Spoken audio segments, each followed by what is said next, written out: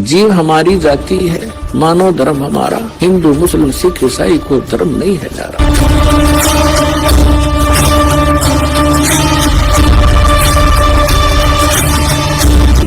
है कि त्रिकुटी पर जब आप पहुंचोगे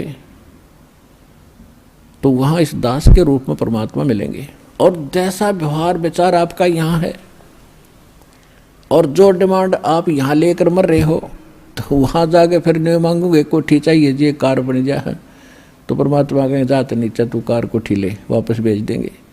तो ये भी आपकी इच्छा यहाँ से इसलिए हटाई जाती है कि केवल ये मांगो, साई इतना दीजियो जा मैं कुटुंब समावे, हम भी भूखे न रहे अतिथि न भूखो जावे। बता फिर क्या रहे, क्या मांगे? कुटुंब समान का अर्थ है परिवार की रिक्वायरमेंट ऑफ द फैमिली।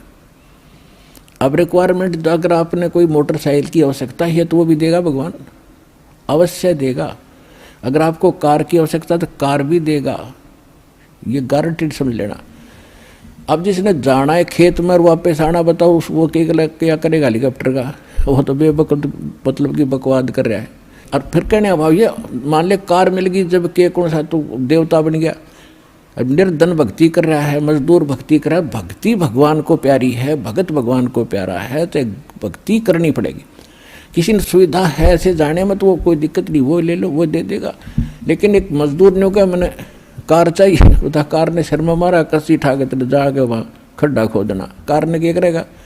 हाँ, भक्ति दोनों ही करोगे, दोनों ही मुक्त होंगे। एक भक्ति दोनों ही सफल होगे, वो कार में घूमने भी सफल होगा और मजदूर भी को भी वही पद मिलेगा जो उस कार में बैठे हुए को मिलेगा। तो हमने तो वो चाहना है, यहाँ की वस्तु चाहिए नहीं आपको। तो इस प्रकार जब इस तरह की भावना आपकी हट जाएगी तो वहाँ त्रिकुटी पर एग्जाम होगा आपका। जैसा व्यवहार जैसा विचार आपका यहाँ इस दास के प्रति है, भगवान देखता रहता है। कहते मौला बैठा मोरचे और देखे जन की भेड़, दवा 10 कोट जम किंकर तहाँ एक नाम की खेड़। अब जैसे यहाँ आपको तरीके बताए जाते हैं, उदाहरण और एग्जाम्पल दे दे के, कथा सुना के, कि परमात्मा जब तपस्शिला पर आए काल के इस लोक में, तो धर्मदास जी को परमात्मा बता रहे हैं कि जब मैंने उस काल को ये कहा, परमेश्वर कबीर जी बता रहे हैं कि जब मैंने उस काल को ये कहा कि मैं नीचे जाऊंगा और सब जीवों को बताऊंगा तो भगवान नहीं है, और सब गलत मंत्र जाप कर रहे हैं, उनको यथार्थ ज्ञान दूंगा, यथार्थ मंत्र दूंगा और सब जीवों को पार करके सतलोक ले जाऊंगा, तो ने बहुत दुखी कर दिया इनको, भगवान की आत्माओं को। तब वो काल इतना ताकतवर है कि मेरे ऊपर झपट्टा मारा मारने के लिए, तो मैंने सतनाम का जाप शुरू कर दिया। और जो ही मैंने सिमरण किया श्वास से, ऐसे गिर गया जैसे पक्षी की पांख कट जाती है। तो कहने का भाव ये है कि जब आप पर कोई आपत्ति आती है, प्रथम मंत्र मिला है तो उसका सिमरण कर दिए शुरू, और मिला है सतनाम तो सतनाम का सिमरण शुरू कर दीजिए। सारनाम मिला है तो वो तो कहना है क्या है, वो सिमरण कर दिए। तो तीनों ही एक जैसा प्रोटेक्शन करेंगे यहाँ की आपदाओं में। तो यहाँ परमात्मा हमें बताना चाह रहे हैं कि जब कोई भी आपत्ति आवे तो अपने श्वास का सिमरण आपने शुरू कर देना चाहिए। जैसे मौला बैठा मोरचे और देखे जन की भेड़, भेड़ माने भिड़ंत, यानी किस तरीके से ये लड़ता है। जैसे एक सैनिक है और उसके पास बंदूक है, गन है, अब वो गन न छोड़ के और पत्थर ठाको मारने चल रहे तो किसा क्या कल है उसके अंदर। तो आपको ये नाम की एक बंदूक दे रखी है, हथियार दे रखा है इस काल के दूतों के साथ लड़ने के लिए। अब जब आपके ऊपर आपत्ति आती है, यम के दूत आते हैं, चाहे गरीबदास जी ने लिखा है कि वो परमात्मा आपकी हर गतिविधि देखता भक्त की, और आपको ये भी देखता है कि वो किस तरह से उनसे निमटेगा काल के दूतों से। कहते इन 4 दूतों की तो बात ही छोड़ो जो तुम्हें लेने आते हैं। अगर 12 करोड़ यम के दूत सामने खड़े हों और आपने एक सिमरण कर दिया, वो 12 करोड़ न्यों पड़ेंगे, जाके एक दूसरे के ऊपर उछलते भागते नजर आओगे, न्यों मैदान साफ कर जाएंगे। अब कहते हैं मौला बैठा मोरचे, मौला माने वो परमात्मा, मौला बैठा मोरचे देखे जन की भेड़, जो मोर्चे में भक्त बैठा है, यानी मोर्चा है हमारा हर काल का ही, उसके साथ हम लड़ रहे हैं, संघर्ष कर रहे हैं, भक्ति कर रहे हैं, हरि सिमरण कर रहे हैं। और कहते हैं जैसे आपत्ति आती है उस समय अपना सिमरण शुरू करो दाता का, सब बातें भूल के। और वहाँ नो का हायरी माँ मर गया बचाइए तो कहेगा भगत है वो। तो परमात्मा ये देखता है कि वहाँ आप कौन सा फार्मूला अपनाओगे, तो वो तरीके आपको यहाँ बताए जाते हैं। तो वहाँ एग्ज़ाम होगा त्रिकुटी बजा का आपका। तो यहाँ परमात्मा कहते मौला बैठा मोर्चा देखे दिन की भेड़, आपकी लड़ाई देखता है, बढ़त देखता है, यो कैसे मुकाबला करता है, बंदूक धर के पत्थर ठाता है या बंदूक दिखावा है, तो फिर ज़्यादा फर्क पड़ जाए। बंदूक दिखाते हैं तो नाम के सिमरण से संकट टलेंगे। और कहते हैं 12 कोट दम किंकर जहाँ 12 दूत यम के दूत सारे के सारे आपके सामने आ जाओ, और एक नाम की खैड़, खैड़ माने टक्कर नु मारा सब गिरता चला तगड़ा आदमी होता है। तो ऐसे वो मंत्र की इतनी ज़बरदस्त शक्ति है, क्योंकि ये ज्ञान जो बोला गया था सिंपल और अनएजुकेटेड व्यक्ति थे, उनको सिंपल लैंग्वेज में समझाना था। तो वो परमात्मा आपकी बढ़ंत यानी आपकी एक्सरसाइज देखता है कैसे कर रहा है। तो वो जैसे इस दास के साथ आप व्यवहार, जैसे आप यहाँ डिमांड करते हो, तो धीरे धीरे देखो प्रथम बार को भक्त आता है उसको तो कंपलसरी है, वो तो मांग गएगा, और ये भगवान देगा ही देगा, इसके घर में कोई घाटा है कोई नहीं। ज्ञान इसलिए दिया जाता है कि तू क्या मांग रहा है उतना मांग ले जितनी तुझे ज़रूरत है, और बाकी भगवान पर छोड़। उसने क्या पता नहीं मेरे बच्चे को क्या आगे आवश्यकता है, आगे तैयार खड़ा पाओगा आपका, आपसे पहले खड़ा मिलेगा, इसको किस चीज़ की आवश्यकता है।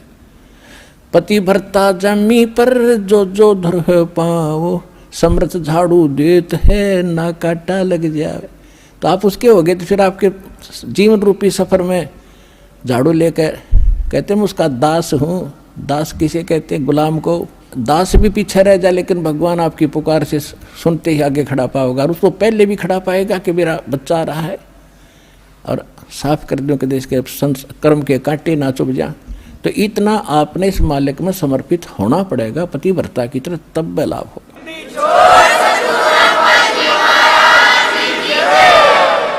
जब आप त्रिकुटी पर पहुंचोगे, अब जैसा भाव आपका यहाँ है, जैसे सोपन में भी फिर ऐसा ही करते हैं, जैसा आप अपने जागृत जीवन में कर रहे हो दिन में, ऐसा ही आपका फिर सोपन होगा। दिन में कोई केले बेचे रेडी लगा के बाजार में, वो करता ले 10 के 20, 10 के 20, 10 के 20, 8 के 20, 8 के 20, ऐसा नहीं मिलेगा। तो सपने में फिर वो नहीं बोलेगा ले लो 10 के 20, 10 के 20।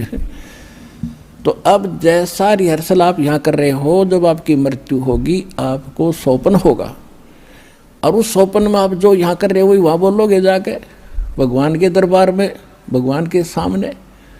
तो इसलिए पहले देखो, ये तो मालिक है, आपको टाइम देगा पूरा, आपकी उम्र बढ़ाओगा जब भक्ति नीत रखोगे तो, और तब तक आपकी यहाँ की संसारिक सुविधा भी सारी सेट कर देगा, क्योंकि उसको मालूम है ये जीव है, और कितना ज्ञान सुना ले।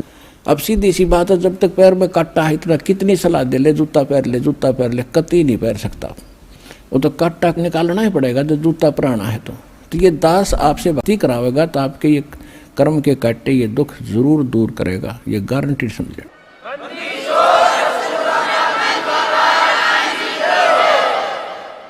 तो उसके लिए आपको धैर्य रखना पड़ेगा। धीरे धीरे रे मना धीरे सब कुछ हो, और माली सीते 100 घड़ा ऋतुआएं फलो।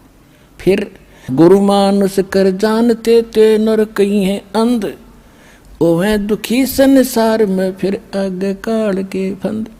परमात्मा आपको त्रिकुटी में मिलेंगे, वहाँ जाते ही आप समर्पित हो, जैसे दंडवत करोगे तो देखोगे मुँह की तरफ, और परमात्मा जिधर जाएंगे आप पीछे पीछे वहीं भाग लोगे, वहीं साथ जाओगे।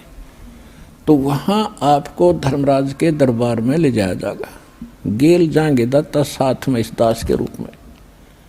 भाई कर ले गुरु वकील मुकदमा भारी है।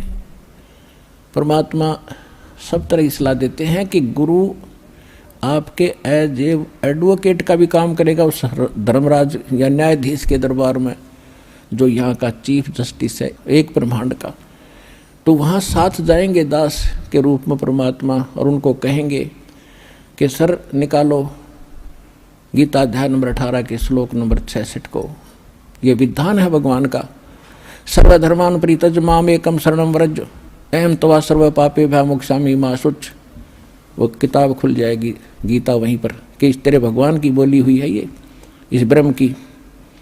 और देखो ये क्या कहता है कि मेरे सत्र के सब पूजा मुझे दे दो और फिर तुम जाओ, अब जी छोड़ो इसको। ये ओम नाम का जाप जो सतनाम में जो सेकंड मंत्र जो आपको दिया जाता है, उसमें प्रथम जो मंत्र है सतनाम 2 अक्षर का है, जो पहला अक्षर का मंत्र है ये ब्रह्म का है ओम। इसकी कमाई वहाँ दे देंगे, फिर वो ऑटोमेटिकली छोड़ देंगे, आ जाओ जी आप फिर।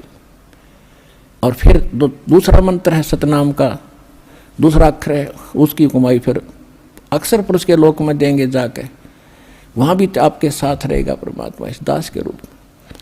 और जब फिर 11वां द्वार पार किया, फिर 12वें द्वार को पार करके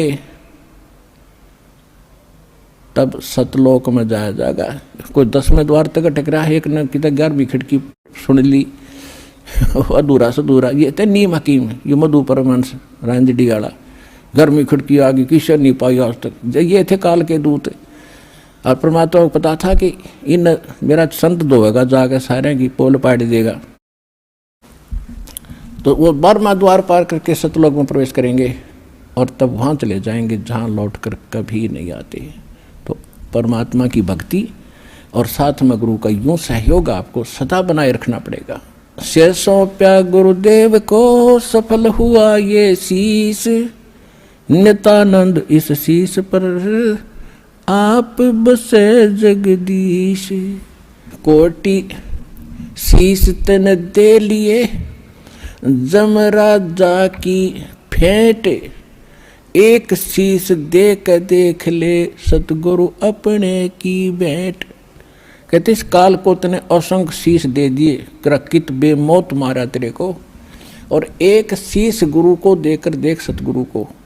शीश देने का मतलब ये नहीं काट कर देना। एक गुरु शिष्य थे और गुरु उनको पढ़ा करते थे, बेटा गुरु की आज्ञा का पालन होना चाहिए, गुरु को भगवान के तुल्य मानना चाहिए। एक दिन उस गुरु ने परीक्षा लेनी चाहिए और कहा कि भाई आज मैं आपसे एक आदेश करता हूँ। 5-7 भगत थे गुरु चेले, तो सब चेले कहने लगे जो आदेश हो गुरुदेव कि भी मेरे सिर में 5-5 जूते मारो। अब 5 के 5 सुन हो गए। तो फिर वो याद दिलाते हैं कि गुरु की आज्ञा का जो पालन नहीं करते वो शिष्य फेल होते हैं भाई, देख लो। और तो उठे नहीं, एक खड़ा हुआ, अपना जूता निकाला, गुरुजी के चरणों में बैठ के अपने सिर में मारे 5 पट। गुरुजी बोला भाई डांडी मत मारे, तेरे सिर में नहीं मेरे सिर में कहा था मैंने, मेरे मारे। ने बोला जी दास का सिर भी आपका ही तो है।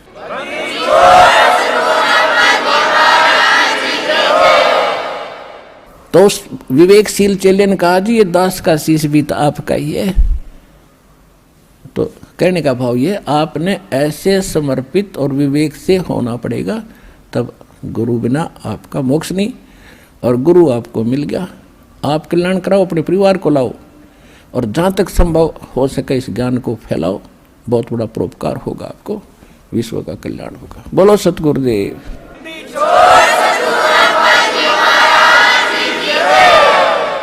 अब आपको कुछ भक्तों के अनुभव सुनाएंगे, ध्यान से सुनना। ये बार बार समय नहीं मिलता बच्चों, या एक एक अक्षर आपका बड़ा कीमती बहुमूल्य है जो भगवान आपको यहाँ लाए हैं। ना यहाँ आना कोई बच्चों का खेल है, बगैर परमात्मा की रजा से आप इधर मुंह भी नहीं कर सकते। स्पेशल लाया आपको, चाहे कुछ भी कारण बनाया, चाहे दुखी करा चाहे सुखी करा, आपको ऐसे स्थान पर ला कर बैठा दिया। अब चर्चा सुना करो, एक एक शब्द को पर विचार किया करो।